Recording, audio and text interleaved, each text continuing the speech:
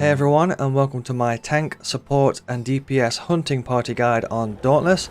My name is Azzavhar and I'm a Dauntless partner. This video was made in June 2019, just after the Dauntless cross-platform launch. This video will show some builds in the style of a classic MMORPG that are similar to a tank, a support and damage dealing classes.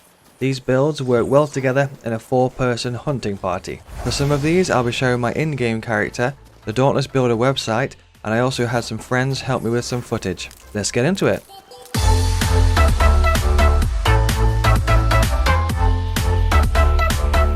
So first of all, I just want to say it won't be exactly like an MMO such as Final Fantasy XIV in the aspect of a tank, healer and DPS, but it will be very similar and have that very similar kind of style to it. However, these classes will work together really well, and they will help you overcome many challenges and many behemoths.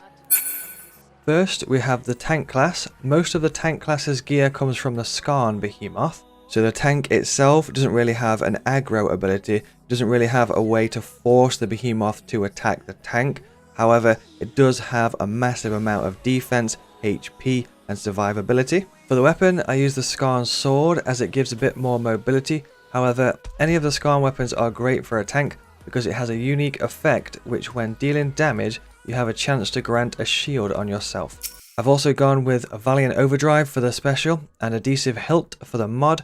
Really, you could go for anything there, but that's just what I prefer with this build. The sword itself has a +3 Knockout King on it, and for the cells we then have a Knockout King and also 9 lives. For the whole build I use all Skarn gear for the ultimate tank class. For the lantern, we use the Skarn lantern with an etheric attunement cell equipped. I chose the Skarn lantern as its instant ability gives you a 250 hit point shield for that extra defense boost, which we are looking for as a tank class. So for the perk summary and breakdown, this gives us a total of 6 Fortress, which grants 100 health shield after not getting hit for 10 seconds, 6 Guardian, which applies 60% of your shield to your nearest ally, very much like a tank cover ability from an MMORPG. Fortress and Guardian work really well together here as you're getting a shield for yourself but also for your ally as well. You've also got Iceborne, which when your health is low it decreases the damage that you take and also grants you lifesteal, which will heal you up, but it can't heal you beyond 50% of your health. So Iceborne is used as a type of HP regen when your health is low for that extra survivability. You've got 6 Tough, which gives you a big boost of health by 500 hit points, and you also receive increased healing from all sources. This perk, just straight up, is a big tank HP pool. 6 Knockout King, which allows you to build up stagger damage and stagger the behemoth. The less time the behemoth is standing up, the better. Also, there's +3 Etheric Attunement for some extra lantern charge to power up that Skarn shield lantern. And 9 lives for a 12% chance to half incoming damage, just for a bit of extra defense. You can also use a hammer stagger build as a tank and use a perk called Stunning Vigor instead of Etheric Attunement. Stunning Vigor will heal your health every time a behemoth is staggered. I'll link that build in the video description. You could also bring along some Bulwark tonics for some extra defense. So that wraps up the tank class. As you can see, this build has a massive amount of defense and even a shield that will cover your allies. Just keep in mind that with this tank build, you're not going to deal the most damage, but you will survive and shield your team. Moving on to the support class. For this class, I have created 2 slight variants. First of all, we will go through the repeater version. For the weapon, we have gone with the repeaters. The main thing here is the Captain's Grip, which allows you to buff the entire party with increased attack speed when using your special. You will need to reload close to the behemoth first to get your empowered special, otherwise the special will just buff one person and not everyone, and the idea with the support class is to power up your team. I've also used a marksman chamber here, which when you land an empowered shot makes the behemoth part take 80% more damage from yourself and take 25% more damage from your allies. And the Eclipse Prism for increased damage and scope sights, which allows you to be a bit further away from the behemoth for survivability reasons, as your role is more support as opposed to damage dealing. For the cells in the repeaters, I have equipped the Evasion and Molten cell. For the head, we use a Riftstalker gear with a Conduit cell. For the body, we use a Nasher gear with a Tough cell. For the hands we use the Shroud gear with the Medic cell. For the legs we use the Shroud gear with the Conduit cell. For the Lantern we use the Shrike Lantern with an Etheric Attunement cell equipped. I chose the Shrike Lantern as its hold ability creates an aura around you that grants nearby Slayers 15% increased movement and attack speed for 15 seconds. Its instant ability also gives you 40% faster movement speed in case you need to run like the wind. So the support perks give us 6 Etheric Attunement for 50% increased Lantern charge, so we can get more out of that Shrike Lantern which buffs the team. 6 Conduit, which when you use your Lantern hold ability gives 25% attack speed to all Slayers for 8 seconds. As a support class, this Conduit perk is very useful. 6 Medic, which restores more health to your allies when reviving them, and it also gives you a shield when you complete the revive.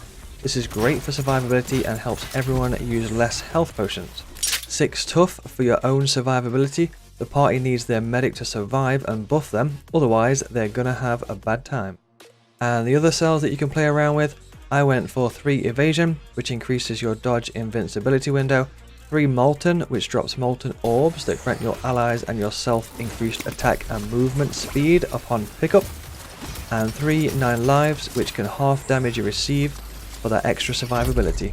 The other variant to this support class is to use the Skarn's Warpike instead of the repeaters. This build does not give you any distance from the behemoth, so it doesn't help your survivability in that regard, but it does give you the Skarn unique ability, which grants yourself a small shield when dealing damage. The main thing here is to set your special to Savage Wellspring, which when used creates an aura around you that buffs all allies with increased critical hit chance. With the Warpike variant, I went for 3 weighted strikes and 3 9 lives, which gives a total of 6 weighted strikes for extra stagger damage, and also 6 9 lives, which gives you 1 chance to cheat death and carry on fighting. So it's up to you if you want to choose the repeater version or the Skarn's Warpike version. Just keep in mind that both of these support builds are set up mainly for buffing your allies, just like a support class in an MMORPG. Another good item to use as a support build would be the Prismatic Grace, which is an exotic helmet. This gives some cool unique effects, such as after you revive another player, it grants them a shield that blocks damage for 5 seconds. Also, the first time that you take lethal damage, you will gain a shield that blocks all damage for 10 seconds. And if you revive another player whilst this is on, then it restores both players' HP to full and removes the prism. You could also bring some support type items into the fight as well, such as Lifespring Pylons and Life Drain Tonics.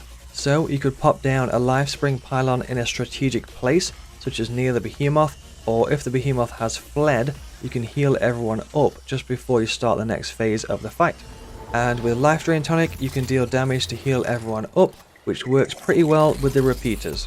And now moving on to the damage dealing builds, or the DPS builds. The first one is a crazy aggressive build, which is high risk, high skill, high reward, but this has very little defense and very little room for error, so just keep that in mind. For the weapon, I have used the Hellion Sword, which gives a unique effect, which is every 8th hit in quick succession deals 250 bonus damage. It has +3 overpower on it and 2 power cell slots, which I have filled with +3 overpower and +3 Rage Hunter. We have used the Valiant Overdrive special, which gives you increased attack speed and also causes your attacks to do AoE damage, or area of effect damage. And also the Reactive Hilt mod, which gives you a critical hit after dodging through a behemoth attack. For the head, we use the Rezakiri gear with Evasive Fury cell. The body, we use Koshai gear with Etheric Attunement cell. Hands, we use Koshai gear with Rage Hunter cell. For the legs, we use the Koshai gear with an Etheric Attunement cell. The lantern, we use a Drask Lantern, which gives increased damage for 6 seconds with its instant ability and a Conduit cell equipped. The Predator and the Evasive Fury work hand in hand. The Predator gives +35% increased damage after not getting hit for 15 seconds, and Evasive Fury gives attack speed after dodging through an attack. Those buffs are removed if you get hit. It rewards you with attack damage up for not getting hit, and also rewards you with attack speed up for evading through attacks. This is a high risk, high reward build. There is no defense with this build, so you have to be able to dodge and know your behemoth moves well. Try not to lock yourself into an attack animation and try to be selective with your attacks. Don't just spam attack. This will give you more freedom to be able to dodge roll out of the way in time. You'll also be doing plus 70% damage versus staggered behemoths. Your etheric attunement will be fueling your lantern charge so you can keep popping that attack increase buff. Your conduit will be increasing the attack speed of all slayers for 8 seconds. With damage builds you can bring along tonics such as Frenzy and Blitz, also even an inspiring pylon which increases the damage dealt by all slayers. The other damage build is more focused on staggering the behemoth. As with all the builds, they're all designed to work hand in hand. For example, the high DPS sword build will deal 70% increased damage to the behemoth when it is staggered, which is where this next build comes in. So for this stagger damage build weapon, I have used the Hellion Hammer, which gives a unique effect of the 6th hit in quick succession gives 250 bonus damage. It also has a +3 overpower on it. I equipped it with a +3 overpower and a +3 knockout king cell. For the special I have used concussive salvo, and for the mod I have used impulsive crown, which makes your aerial hammer strike give you a buff of increased damage dealt for 10 seconds. Also the buff is doubled if you hit the behemoth head with the aerial strike attack. This is when you right click to use the hammer jump and then left click whilst you're up in the air. For the head we use a Pangar gear with a pacifier cell. For the body we use Hellion gear with weighted strikes. For the hands we use Rezakiri with weighted strikes. For the legs we use Karabat gear with pacifier cell. For the lantern we use the Drask lantern, which gives increased damage dealt for 6 seconds with its instant ability and a conduit cell equipped. So the perk summary and the breakdown for this build is stagger, stagger, stagger. Keep aiming to stagger the behemoth. Look out for those blue coloured numbers each time you're landing a hit.